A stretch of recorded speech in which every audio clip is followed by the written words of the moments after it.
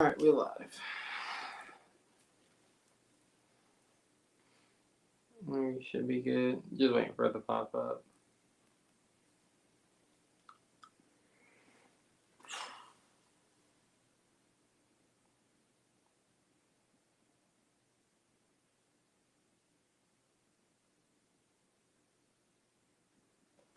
Did it pop up on? Oh yeah, it popped up on.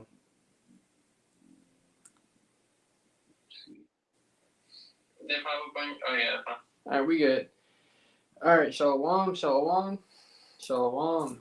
It's brothers from the GMS Raleigh camp back with the Lord's will and edifying lesson. Before we go any further, of all praise, honor, and glory to the Heavenly Father and His only begotten Son, Yahweh, Yahweh, Bahashem, Bahashem, Yahweh Yahweh Shai, Shai, Bahashem, Bahashem, Rakai, Rakah Kodash. Kodash. Double honors to the Apostle Noah's a great millstone for teaching us, or sent truth according to the Bible well, and peace and blessings so led to the nation of Israel. Take their spirit and power be out by Shema Shai. We want to get into a Lord's willing edifying lesson, centered upon the third woe and how it cometh quickly, and how we're hearing about these rumors of war, these skirmishes going on with, the small hats in Iran, right? Uh, these things seem to happen suddenly upon the average American. These things seem to come out of nowhere. But the scriptures forewarn us and tell us that, the third woe, World War III, is biblical according to the Holy Scriptures. And it's going to be the war to end all wars. And it's going to be what? A nuclear war, right? And there's never going to be a war like this one, right? You got that. Can you bring it out? Start with the first precept. It's the book of Revelations, chapter 11, verse 14. The second woe is past, and behold, the third woe cometh quickly. That's right. So in the Bible, it's prophesied three woes. You have World War One was the first woe, World War Two, which already came to pass as well. And now the third woe, which was World War Three, cometh quickly. And that's going to be the war to end all wars. And like I said, for a lot of our people, it's going to catch them off guard because a lot of our people are not watching.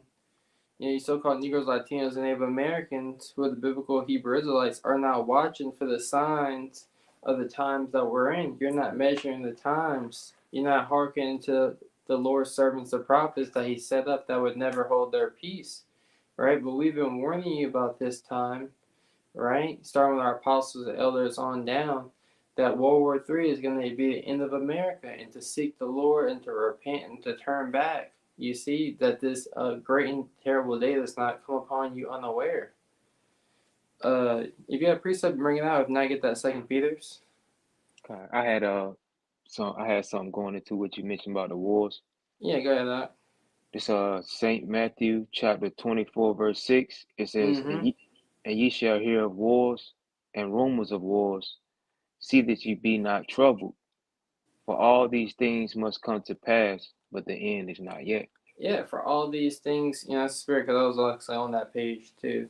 It says, for all these things must come to pass, but the end is not yet. Meaning what? We still have more prophecies to happen before this end all, be all World War III, right? Such as the implementation of the microchip, which is the MOT to the B, right? Spoken about in the book of Rev, chapter 13, verse 16, right? That is a clear sign, that the end is not yet, because that has not been made mandatory, as that is the hour of temptation that's going to come upon all the world to try them that dwell upon the face of the earth, right? And only our people, right, the elect of our people, who have the wisdom and knowledge, are going to be of the Holy Scriptures, are going to be able to make it out of these times, right? So the third wolf cometh quickly. Read verse 7 on. It says, Matthew 24:7 says, for nation shall rise against nation, and kingdom against kingdom, and there shall be famines and pestilences and earthquakes in diverse places. That's right. So famines, pestilence, There has to be famines and pestilence. Scriptures talk about how in the latter times, uh, great misery shall befall them that dwell in the latter times in the world, right? Because they are walking in great pride. So what? We have to see famines and pestilences and more of earthquakes in diverse places here in Babylon the Great as well, right? Just not in these other countries, just not in these third world countries or these other countries around the world, but these things have to come to a city near you, right? Egyptian against Egyptian, right? One people shall stand up and fight against another with swords in their hands, right? These things are all leading up to the third woe, right? And you can see that tension is high in Babylon the Great. You can see that you see shortages of things. We can see the fulfillment of Yahweh Shema Shai's words coming to pass, and these things are only going to form together, and just where the Lord is going to cause all hell to break loose on planet Earth, and they're going to shoot those missiles out in the midst of World War III. It's going to be a day like none other. You got that? You want that Second Peter? If you thought that was it in Matthew, yeah. This is 2 Peter 3:10. It says, "But the day of the Lord will come as a thief in the night, in the which the heavens shall pass away with a great noise." Because we were just quoting that verse 8 says, "All these are the beginning of sorrows." Okay. Right? So these are only the beginning of sorrows. Really, things are still sweet here in Babylon the Great. Everybody woke up this morning and went to work, got off, in the midst of eating their dinner, right? Watching their favorite TV show. You see? But the day of the Lord is going to come as a thief in the night. It's going to catch a lot of these average so-called Negroes, Latinos, and Native Americans, even they, the circumcision, who know they're Israelites, off guard. They're too busy, caught up in the affairs and the cares of this life.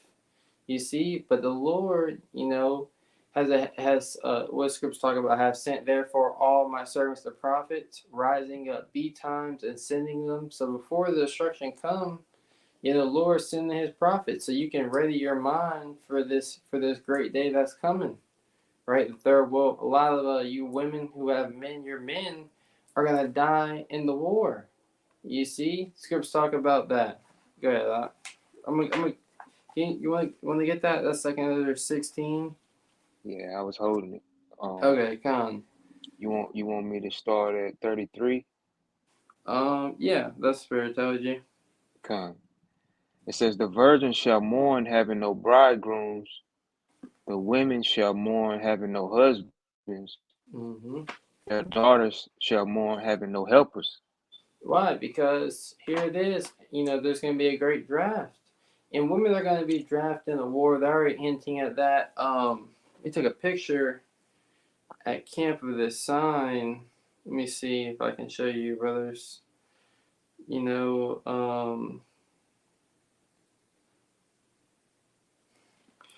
Of this sign right here, they put this little digital sign up by the camp, and it says, can you see it, bro? Let me know if you can see it. Yeah, I can see it. It says, "Be a part of the equation," right? Do you see the words? No, I can't see the words. I see the picture though. Okay, kind of. Kind of Yeah, it blue. says, "Be a part of the." It's kind of hard to see. Yeah. This is why you gotta have a good device. There it goes. Okay, yeah, there it goes. It says, "Be a part Okay. of a larger equation." Yep. And then it says, what is it? Army Reserve. Mm-hmm. Yep. See. And who is it? A picture of a woman signing up, and then the woman, and then her future of her having on the helmet. So we're gonna witness a lot of you women have to go fight in that war as well, right? And you want a helper, you want a hedge of protection. You gotta seek Yahweh Shema Shai, because he's gonna be the only hedge of protection during these times of sorrow, during these times of war that is fastly approaching. Keep reading that. 2 Ezra 16:34. It says, "In the wars shall their bridegrooms be destroyed, and their husbands shall perish of famine. That's right. So those, those women, their men are going to be shipped off to war, and in the wars they're going to perish. And those who don't go off to war, they're going to just die of famine because they're not men of the Lord. The Lord isn't going to allow them, to be fed, to be taken care of. You know, a man should be a hiding place from the wind, right? And really, that's talking about a man of the Lord during these times, right? Because wisdom and knowledge that we've been given. Oh, what's that precept in Sirach? There's nothing sweeter. Sirach 23 and 27. Because we really got to put a difference between those who are preparing their minds for this third woe and those who are not. You got that? God. It's Sirach 23 and 27. It says, and they that remain shall know that there is nothing better than the fear of the Lord, and there is nothing sweeter than to take heed unto the commandment of Yahweh Bashem Yahushua. That's right. So that's what it's all about, taking heed to the commandments of Yahweh Shema Shai. That's how a man is going to be able to escape the harsh punishments that's coming in these last days. Keep reading 2nd Ezra 16. We're going to read all the way down to, the birth. Gotcha. 2nd Ezra 16 and 34, it says, in the war shall the bridegrooms be destroyed, and the husbands shall perish of famine. Hear now these things and understand them, ye servants of Yahweh Bashem Yahushua. So we're hearing these things and we understand that we understand, just as Noah, moved with fear, we are moving with fear, building an ark, a spiritual hedge of protection for the saving of our household. That we may escape, this thermonuclear destruction that's fastly approaching. Because the third woe that cometh quickly, Scriptures talk about how the Lord have created the smith that bloweth the coals in the fire, and have created an instrument for his work, right? And he has created the waster to destroy, right? So this waster to destroy is talking about that thermonuclear destruction. And here it is, and they talk about a nuclear deterrent, right? Something that would deter World War III would be how everyone would lose out, that there will be no one standing, but the one standing is going to be Yahushai and the 144,000 men, the government body of the nation of Israel, right? And the multitude of believers, those are going to be the ones left standing. You see, so there is no nuclear deterrent, right? Go ahead, Doc. 2nd Ezra 16 and 36, it says, behold, the word of the Lord, receive it. Believe not the gods of whom the Lord spake. That's right. And one of the gods of this world is lying to you. Esau, Edom, here it is. People think Islam is the way. People think, this digital age is going to save them. Whatever they may think, is coming to the world, that, the third woe will never happen, that, it will never, come that far. They would never take it that far. Don't believe those false gods. Don't believe these men speaking great things in these last days against the words of the Lord. Right? We're reading out the Holy Scriptures, what the God of the Bible, the creators of the heavens and the earth, wants to do. Right? Okay, if you got a precept, bring it out. Verse 37 says, behold, the plagues draw nigh and are not slack. Okay. Yeah. It says, as when a woman with child in the 9th month bringeth forth her son within 2 or 3 hours of her birth, great pains compass her womb, which pains, when the child cometh forth, they slack not a moment. Yep, so there it is.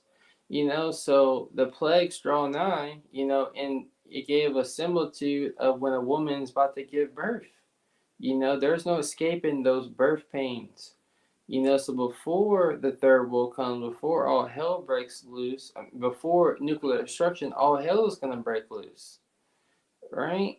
And you understand those contraction pains for a woman become more frequent, and the pain of those things intensify, right? So what the Lord is telling us, there's going to be great pain in the earth before this nuclear destruction, before the third woe.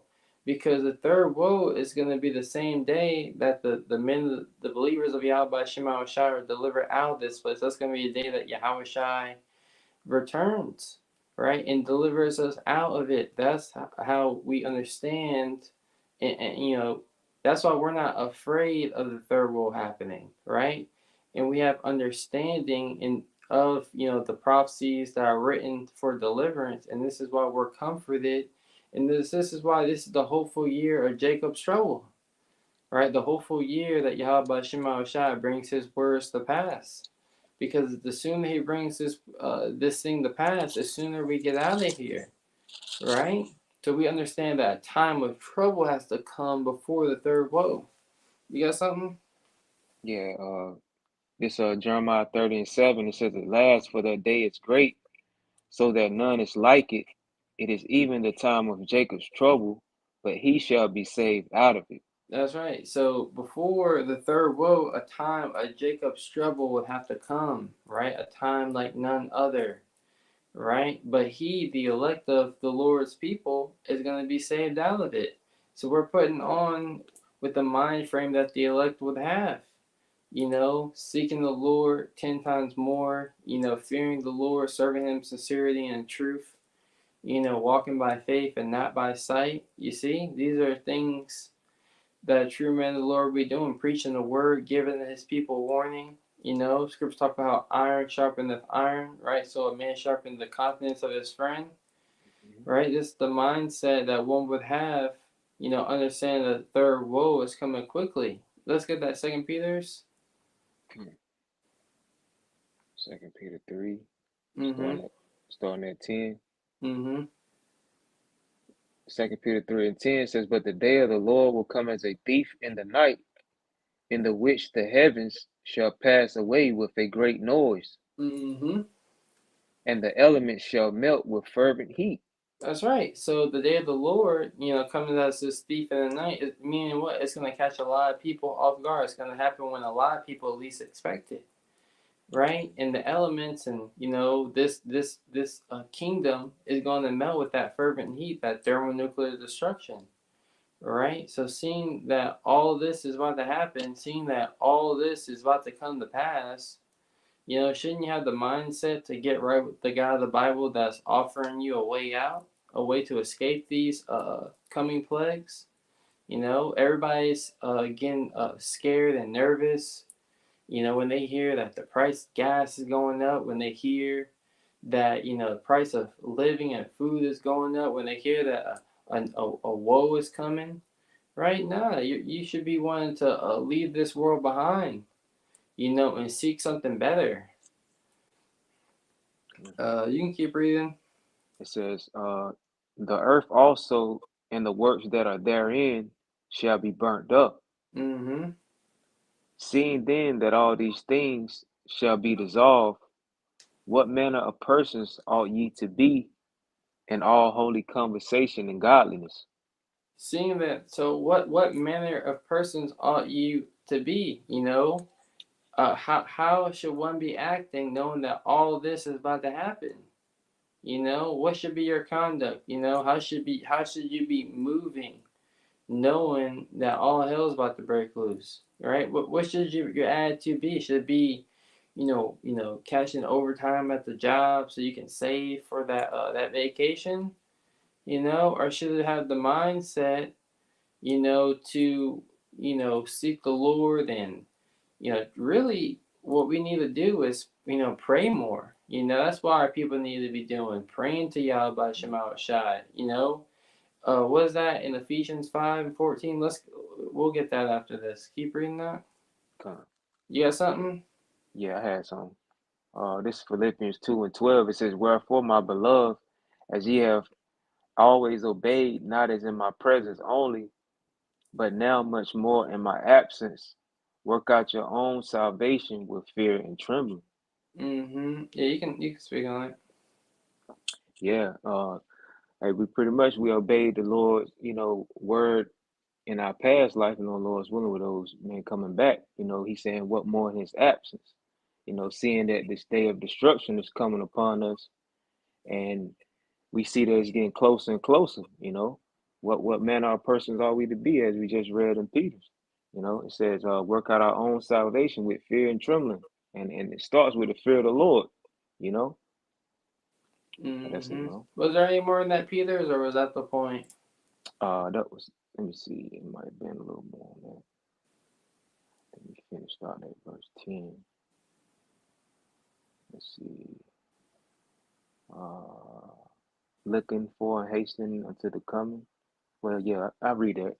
Okay. 2 Peter 3 and 12.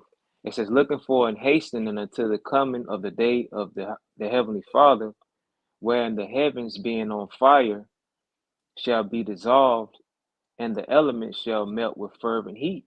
And what's going to do that? The nuclear missiles. Go ahead. It says, nevertheless, we, according to his promise, look for new heavens and a new earth wherein dwelleth righteousness. That's right. So, there it is. We, according to the promise that we've been given, and we believe on that promise through faith, and through our faith, right? We move with fear, right? And go on about building this relationship with Yahweh Shema Shai, through these fiery trials that we go through, this day-to-day things, constantly trying to learn the lessons that the Lord's trying to teach us, constantly, growing in the wisdom and knowledge of the Lord, just constantly getting a better relationship with the Lord, praying more, fasting more, right? Cutting things off that are a hindrance for you in this walk, right? With, with the World War III being the hot topic, you really got to ask yourself, are you in the right spirit? Am I doing everything I need to do, to be worthy to stand before Yahweh Shema Shai? Can you get that Ephesians 5 and 14? Yep. And then we'll close out on just let my mind. Oh, that Luke 21:36. Okay. All right. This Ephesians 5 and 14, it says, wherefore he saith, awake thou that sleepest, and arise from the dead, and Hamashiach shall give thee light. That's right. Awake, awake, thou that sleepest. So Jake really got to realize that they're unaware. When you sleep in it, when events are going on, you're asleep. And you wake up, you're late to the party.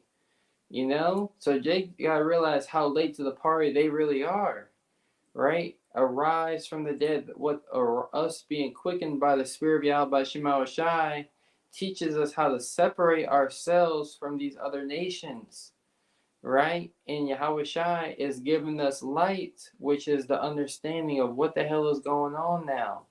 Now we've separated ourselves. We have the light to understand, okay, this is what's going on in the world. This is how close we are to the end.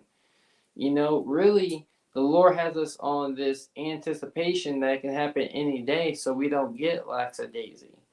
So you're always on guard. So you're always, if you stay ready, you don't have to get ready. Like the elder Apostle Har always likes to say, right? But you got something you bring out? Yeah. Bagging on what you just said.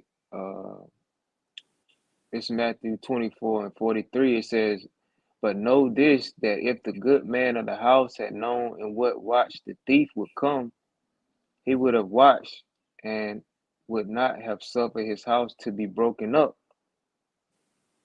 It says, therefore be ye also ready, for in such an hour as you think not, the Son of Man cometh.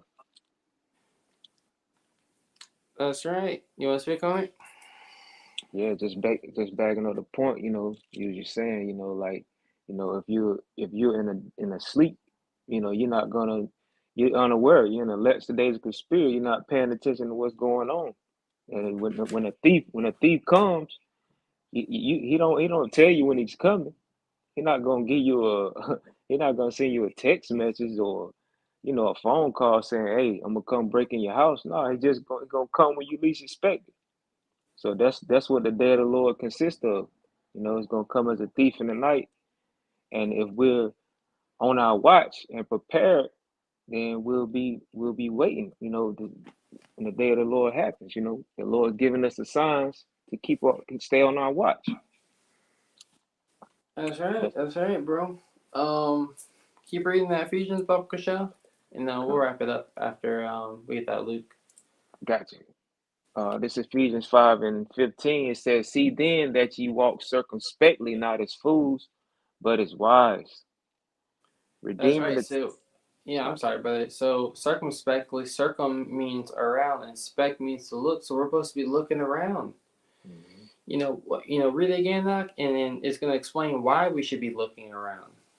Come. It says Ephesians 5:15. "See then that ye walk circumspectly, not as fools, but as wise, redeeming the time, because the days are evil." That's right. So, we're redeeming the time. We're judging the times that we're in and seeing that they are evil, right? There's evils all around you. At any time, at any moment of your day, a spirit can hop on, these people whose vessels are right and ready for demons to hop on them, you see, to try to attack you. They can become your enemy at any time. You got to be aware of the dangers and how we're not fighting against mere flesh and bones, right? But against spiritual wickedness in high places, against principalities, powers, against the rulers of darkness in this world.